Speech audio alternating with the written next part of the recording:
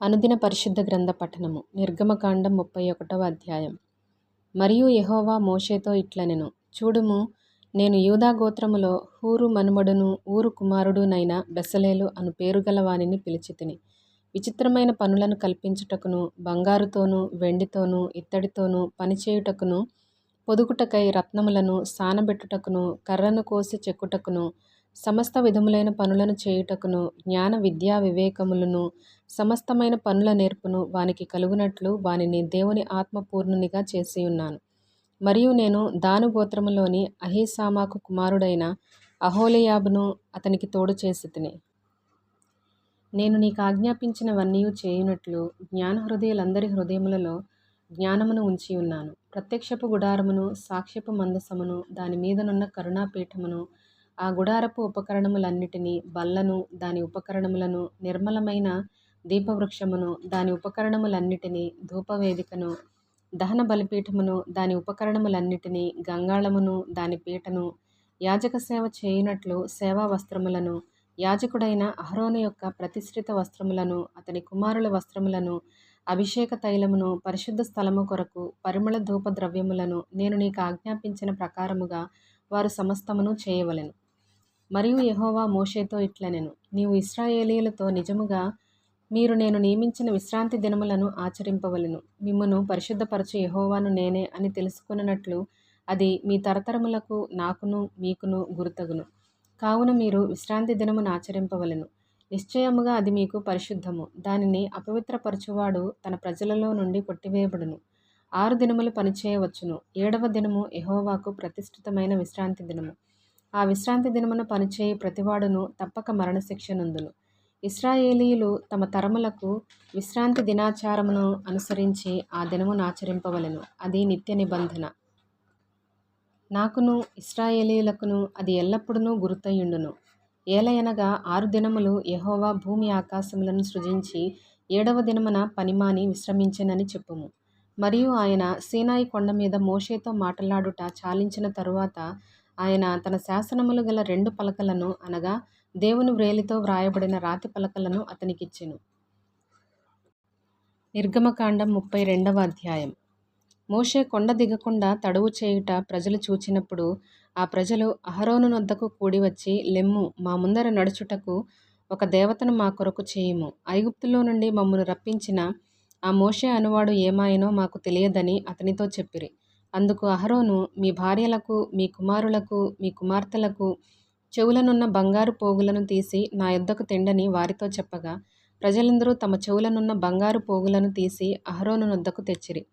అతడు వారి యొద్ద వాటిని తీసుకొని పోగరుతో రూపమును ఏర్పరచి దానిని పోతపోసిన దూడగా చేసెను. అప్పుడు వారు, ఓ ఇశ్రాయేలు, ఐగుప్తు దేశంలో నుండి నిన్ను రప్పించిన నీ దేవుడు ఇదే అనిరి.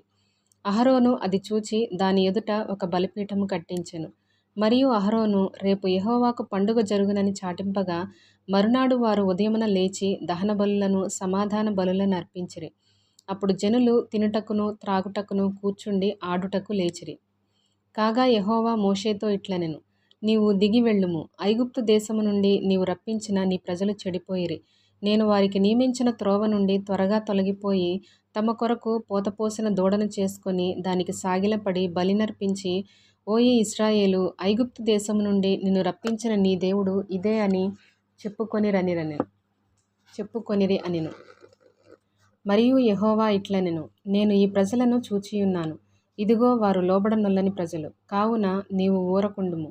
నా కోపము వారి మీద మండును. నేను వారిని కాల్చివేసి నిన్ను గొప్ప జనముగా చేసేదనని మోషేతో చెప్పగా, మోషే తన దేవుడైన యెహోవాను బ్రతిమాలుకొని, యెహోవా, నీవు మహాశక్తి వలన, బాహుబలము వలన ఐగుప్తు దేశములో నుండి రప్పించిన నీ ప్రజల మీద నీ కోపము మండనేలా? ఆయన కొండలలో వారిని చంపునట్లును, భూమి మీద నుండి వారిని నశింపచేయునట్లును, కీడు కొరకే వారిని తీసుకొని పోయేనని ఐగుప్తీయులు ఏల చెప్పుకొనవలెను? నీ కోపాగ్ని నుండి మళ్ళుకొని నీవు నీ ప్రజలకు ఈ కీడు చేయక దాని గూర్చి సంతాపపడుము. నీ సేవకులైన అబ్రహామును, ఇస్సాకును, ఇశ్రాయేలును జ్ఞాపకము చేసుకొనుము. నీవు వారితో ఆకాశ నక్షత్రముల వలె మీ సంతానము అభివృద్ధి చేసి నేను చెప్పిన ఈ సమస్త భూమిని మీ సంతానమునకిచ్చెదననియు, వారు నిరంతరము దానికి హక్కుదారులగుదురనియు వారితో నీ తోడని ప్రమాణము చేసి చెప్పితివనెను. అంతటా యెహోవా తన ప్రజలకు చేసేదనని చెప్పిన కీడును గూర్చి సంతాపపడెను. మోషే శాసనములు గల 2 పలకలను చేతపట్టుకొని కొండ దిగివచ్చెను. ఆ పలకలు ఇరుప్రక్కలను వ్రాయబడినవి. అవి ఈ ప్రక్కను ఆ ప్రక్కను వ్రాయబడి ఉండెను.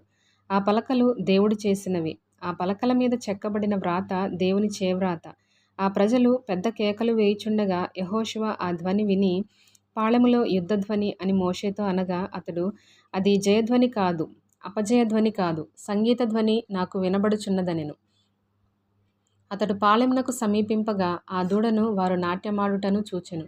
అందుకు మోషే కోపము మండెను. అతడు కొండ దిగువను తన చేతులలో నుండి ఆ పలకలను పడవేసి వాటిని పగులగొట్టెను.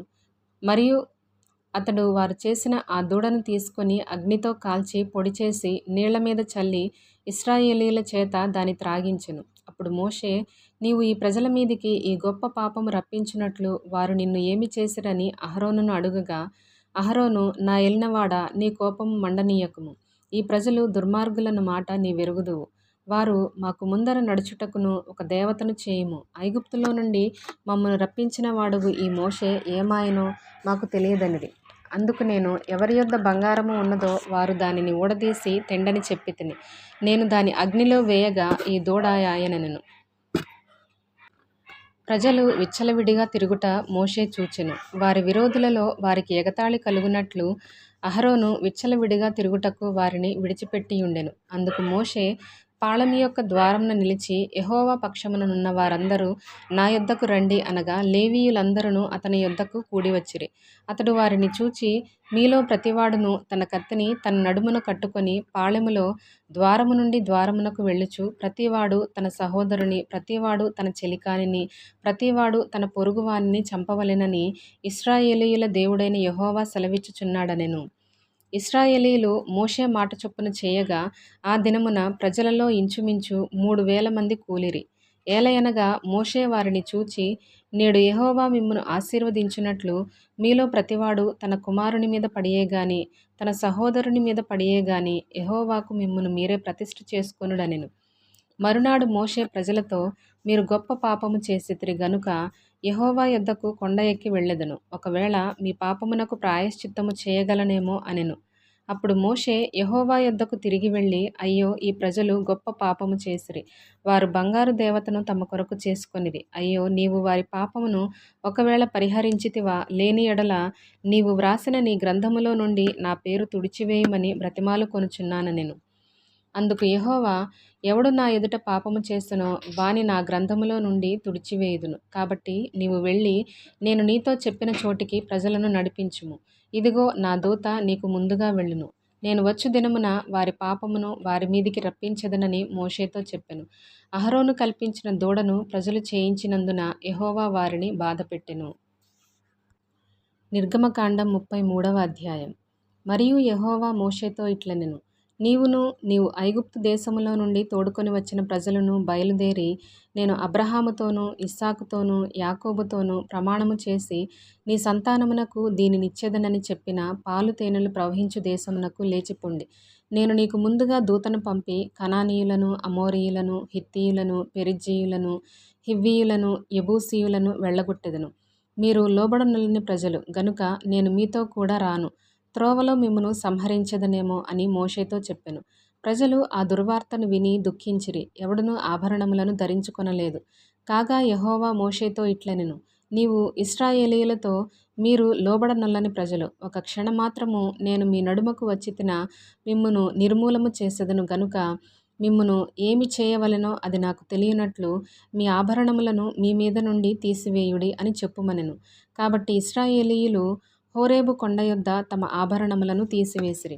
అంతటా మోషే గుడారమును తీసి పాళెము వెలుపలికి వెళ్ళి పాళెమునకు దూరముగా దాన్ని వేసి దానికి ప్రత్యక్షపు గుడారమను పేరు పెట్టెను.